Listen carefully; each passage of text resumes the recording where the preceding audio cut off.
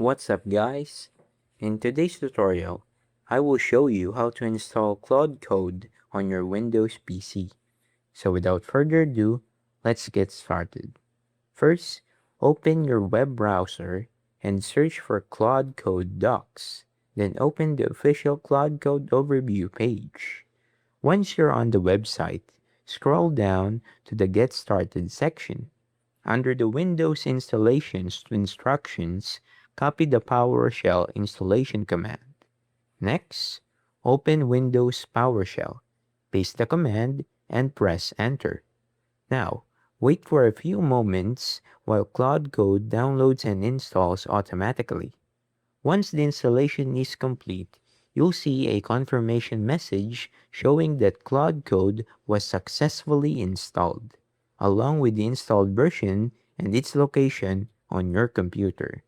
If you also see a message saying that the installation folder isn't in your Windows path, you can follow the instructions provided on the screen to add it later. This step is only required if you want to run the Claude command from any PowerShell window. And that's it. You've successfully installed Claude Code on your Windows PC. If you found this tutorial helpful, don't forget to leave a like and subscribe. And I'll see you guys in the next one. Peace.